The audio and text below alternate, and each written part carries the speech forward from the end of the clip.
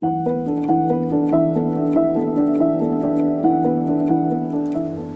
over here. Over here. Yes, I'm over here. G'day gang, I'm Habitat Matt and welcome to Wildlife. We've got a cracking program lined up for you tonight. We're off to a distillery, we're visiting an amazing organic skincare company, we're taking a trip into a purpose-built glowworm cave, and our local legend tonight is a team of people who are looking after the welfare of sick and injured bats. But first, I thought I'd take the opportunity while we're out here to show you a project that I and the Habitat crew did about 12 years ago. It's a rainforest reconstruction and it's going absolutely gangbusters. So let's go check it out.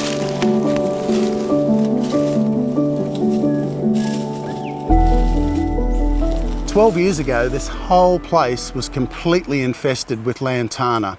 There was literally no native plantings in here at all. There was no native growth in here. It was a really disturbed site. So the first thing we did was to put the machines and the men in to get the lantana out, and we literally pulled tons of it out. After that, we mulched and then we planted. Now the plants that we picked included these guys, blue quandongs. They're a rainforest giant, but as you can see, their buttresses are fantastic. Now we're down in a low flood-prone zone. It's a creek, it's just over there. These guys are ideal for two reasons. First, they hold the ground in place, and second, they quickly form canopy, which attracts all sorts of other native animals, including flying foxes. Now, flying foxes serve a fantastic role in native ecosystems in Australia because they bring native seed into places like this. And here's a good example.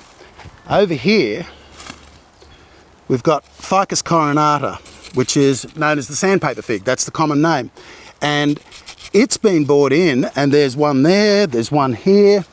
What's happened here is that in this quandong, the flying fox has sat up the top there after having a good feed of the sandpaper fig somewhere else. It's had a poop, down goes the germinated seed, up comes the plant, and we get what's known as native recruitment.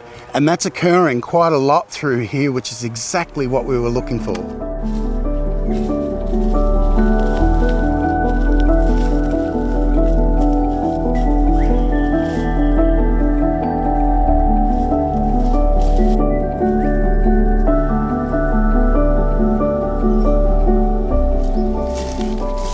Gang, as you can see, what's happened here now is the batter is completely stabilised. This is the same place as that little photo before. These guys that we planted are doing really well, but that large leaf that you can see in the foreground is from a macaranga. Now, macaranga trees are pioneer species, and by pioneer, we talk of them as being fast growers that create canopy very quickly, and in doing so, they create the microclimate for everything else to germinate. They don't live very long, but they perform a really crucial function, and the best part about this macaranga that you can see is we didn't plant it. Most likely has come in from flying foxes. It's germinated here, which just shows that the ecosystem is now fully functioning, which is exactly what we were looking for.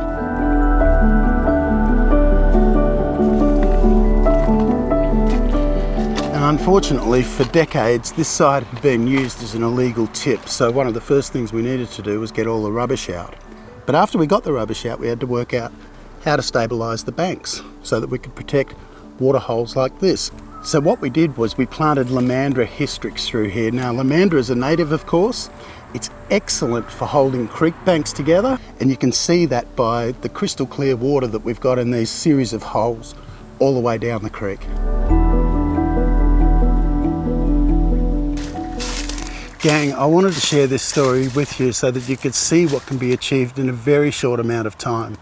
Now, bush care groups right around Australia and indeed around the world are doing exactly the same thing, but they need your help.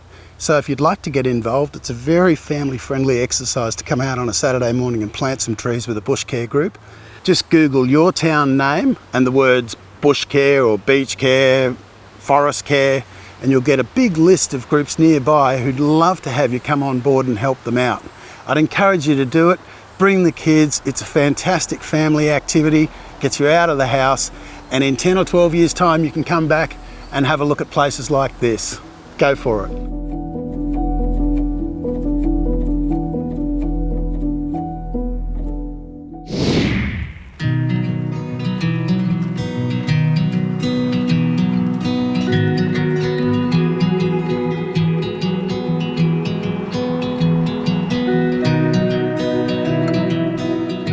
Far out, gang. I don't know which plant to look at first.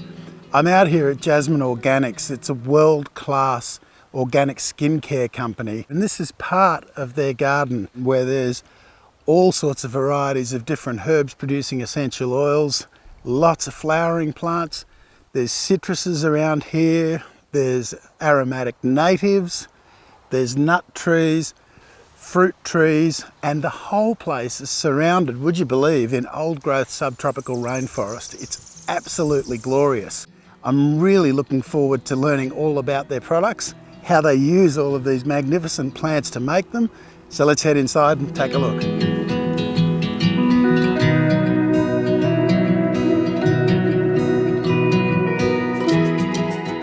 Jazmin Skincare and Koala Baby, we use only organic and 100% natural ingredients, and not only in the products but also in the farm. We don't use any pesticides and don't use any chemicals so there's no contamination, and to the environment. In the factory, we don't use any chemical detergent to wash the machine. We use high temperature steam power to kill the bacteria. We use food grade alcohol to sterilize the machine, and we use airless pump to preserve the products.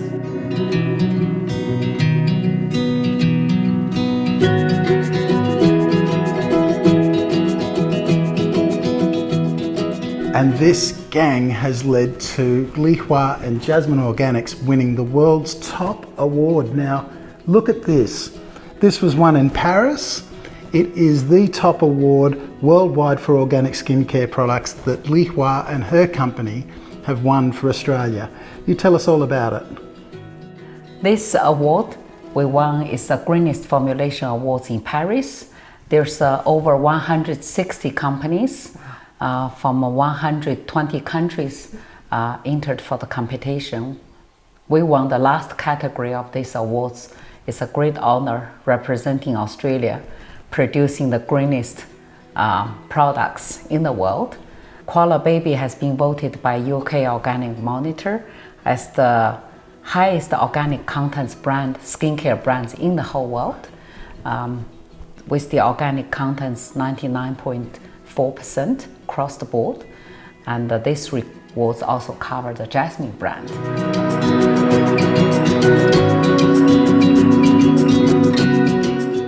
So gang, we've got everything going on out here. Glowworm's been kind enough to show me the garden. Over the back we've got lemon-scented myrtle. Coming forward we've got a range of different citrus trees growing here. And of course we've got the beautiful star jasmine. Now star jasmine, it actually takes 8 million petals of these guys just to produce a single litre of essential oil. It's quite extraordinary, but as you'd all know, the fragrance is off the chart. Moving across, we've got the lavender here, of course, and then we've got the lemon-scented tea tree further on, and further down the bottom there's rosemary as well. Beyond here there's a magnificent rose garden. It really is full of insects. There's lots of bees in here, there's lots of dragonflies. There's all sorts of things that you would expect to find in a really healthy garden. Glowworm, congratulations and well done. This is very, very special. Thank you. Who loves grog? I do. I'm an Aussie bloke, whether it's beer, wine, spirits, really doesn't matter. But today I'm getting a treat because I get to enjoy world-class liqueurs that are being distilled here on Mount Tamborine. Even better, they're predominantly using organic produce as part of their distilling process. They've won over 300 awards, and more recently they've started stepping into native bush foods to create liqueurs as well. So I really can't wait to check these out. Let's go.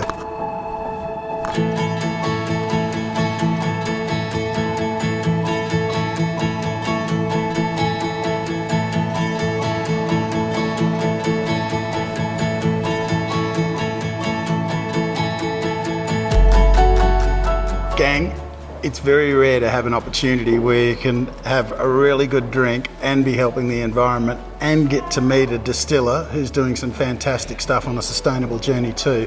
I'd like to introduce you to Gordon Chalmers. Gordon is the owner and managing director of Tamborine Mountain Distillery. How are you, champ? Hi, Matt. Yep, good to meet you. Likewise, brother. Welcome to the distillery. Mate, first tell us about your product range that you've got here. Well, we have 88 different drinks across a range of liqueurs and spirits. And this is a lineup of some of our Australian natives. We try and specialise in both international drinks, but bring a very Australian twist to them as well. Sure. And you're using either endemic native ingredients or for much of your range, and increasingly so, organic produce. Absolutely. Well, wild harvested we prefer. Yeah.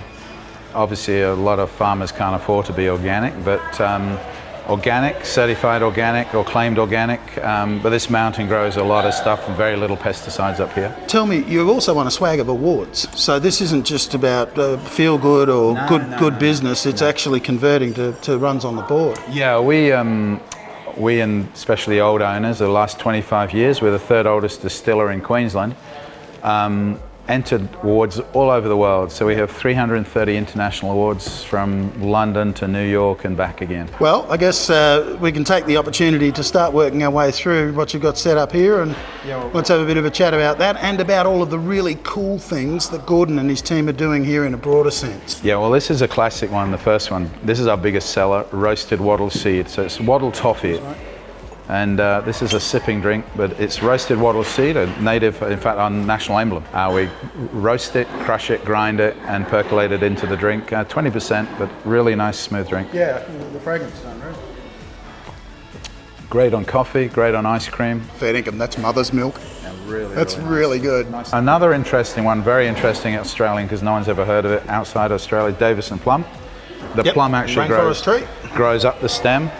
And we get through 2 crops of that a year from a local farmer just across the border. Australian drinks are now winning international awards for their uniqueness. Sure. And people want to know what the colour is well. And you're finding that as your point of difference as well, is literally the indigenous uniqueness of it. People want something that's different. So when I first rang Gordon to do this story, I was interested in the organic produce that was being used to produce predominantly the liqueurs. But then Gordon told me about all of these initiatives with water-saving measures, feeding energy back into the grid. We have to make sure we're really careful about treating our water because it's going into our own septic system. Sure, yeah. And once you and literally into your own aquifer as well. Yeah. So we use a transpiration system, multiple tanks, and it comes out as almost clear water. Yep. And that goes through transpiration and feeds the ground upwards. With electricity, we've built stage 1 already is running. That's on 3 of our buildings. That's 40 kilowatts. Yeah, right. 40 kilowatt system. Yep. And that's way more than we're using at the moment. Yeah. So during the day, when you get a beautiful day like this, we're actually earning good money off the energy company. Yeah, right. And running our literally still. Going back into the poles and wires out the front. And we're running our still and the fans and the lights and everything. And you're hitting the triple bottom line. That's what I get really excited about myself is, sure, you're producing fantastic product utilising native species, but you're also minimising waste, you're minimising energy consumption. I love what Gordon's doing, let alone the products that he's knocking out, because it's just hitting every button on every level. Come and visit. What's your web domain? www.TamborineMountainDistillery.com. Longest web name in the world, I think, but anyway. Yeah. Easy to remember, TamborineMountainDistillery.com. Or you can find the details on our website.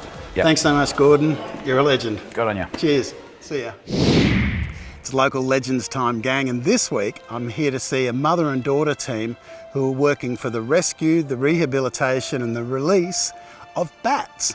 Mother Paula and daughter Ashley are 2 of the dedicated team here at Bats Queensland who literally give of their time to help injured animals recover and be released back into the wild. The work they do is fantastic and I'm really looking forward to learning more about it. So let's go.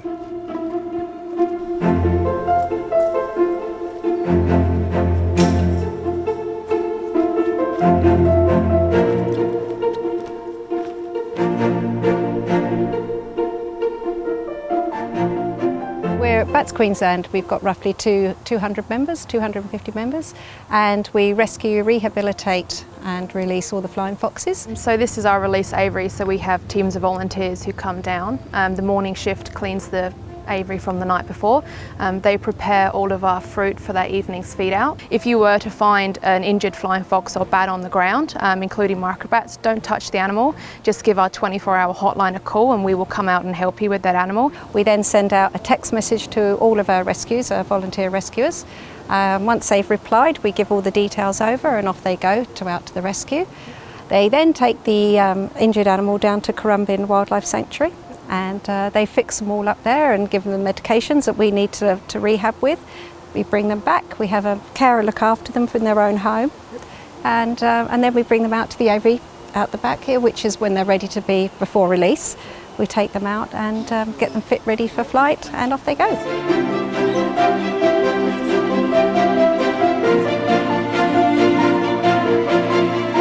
Bats unfortunately do have a pretty poor reputation, but they're actually really important for our environment. They're a keystone species. So what that means is they play a really important role in pollinating all of our hardwood eucalyptus forests.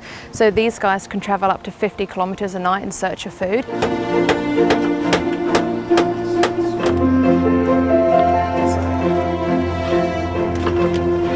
It really does show how many animals are being cared for here each day, just simply by the amount of food that they're going through.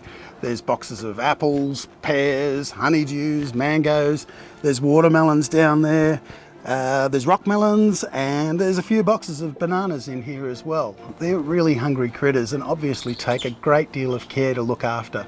So at the moment we're preparing about 50 kilos of fruit a night. So that encompasses the bats inside the aviary and the bats who we've previously released who are still loitering in the area coming in for food. We are a 100% volunteer run organisation and we rely 100% on donations. Our biggest expense is the fruit for feeding these animals. So we're spending about $800 a week on fruit, so it's quite expensive. If you would like to help support us with the cost of the fruit, you can visit our website, which is www.Bats Queensland, so Bats QLD. Through there you can find a link to donate through our PayPal links. You can also follow us on Facebook and Instagram.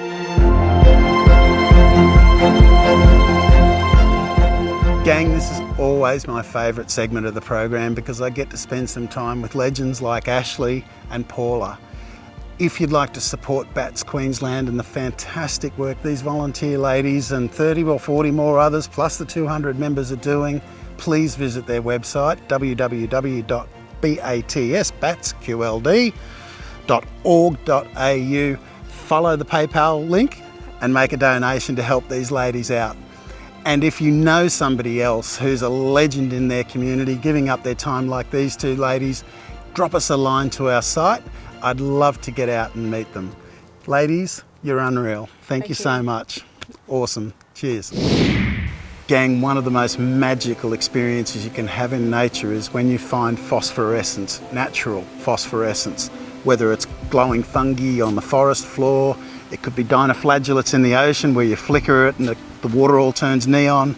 Fireflies at dusk, that's another natural bioluminescence.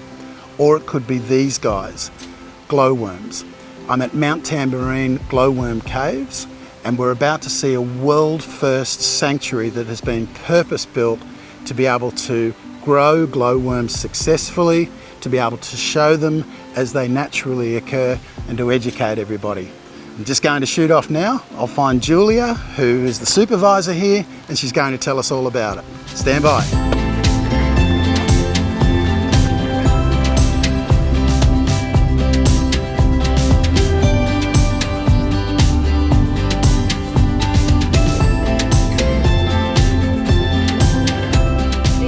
The world's first glowworm sanctuary. There's no others like it anywhere else, not only in Australia but not even in the world. These guys are endemic to Australia and New Zealand. In order to provide these guys with the right home, this artificial cave has been built, so it's a purpose-built structure.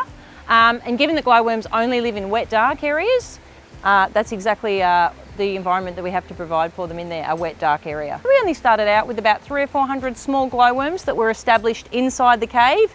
Then it was just a matter of feeding them, waiting for them to breed and hopefully that they would, you know, migrate and fill the whole cave. For these guys, it's all about animal husbandry because we are managing a colony here, so all of their needs need to be met, and feeding and keeping their microclimate suitable for them are the two main keys.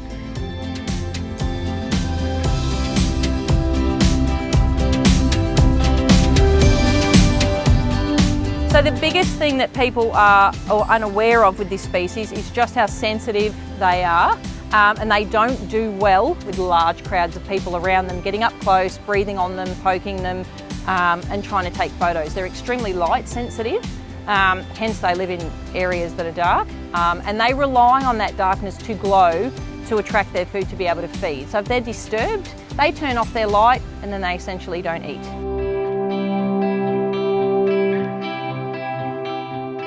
We have got a beautiful revegetated rainforest here that's only about 20 years young. So in another 100 years' time, when the canopy is a little bit more substantial, you could potentially say it might be suitable glowworm habitat. Not at this point in time now. The insect colonies or the insect supplies that we have in the property now are quite substantial, certainly enough for us to maintain this colony, because it is all about getting the right type of insects, you know, and the size of insects and things like that to keep these guys happy. So there's a beautiful lake here that attracts a lot of insects. This rainforest through here is great. There's a lot of insects through here as well. Sometimes we refer to the tour guides here as Uber Eats, because it's a constant supply of insects for these guys to keep them alive, because there are not any natural insects inside the cave, so feeding the colony regularly is critical to keeping them alive. So bringing in a fresh supply of live, free-ranging airborne insects every day, and then they do the rest.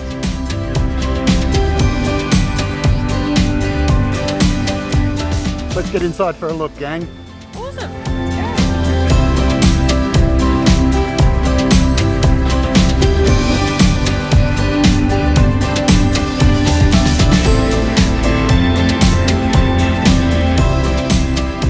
Gang, that is unreal. You've got to come and check it out. It's a world first conservation initiative to build this sanctuary for the glowworms, and it's spectacular. It's really interesting, and I'm stoked that we came to visit. Julia, thanks so much for having us, and let's rock the peace sign. Well, gang, that brings us to the end of this week's episode of Wildlife. I really hope you've enjoyed all the stories and look forward to bringing you just as many next week too. But in the meantime, be kind and take care. And bye for now.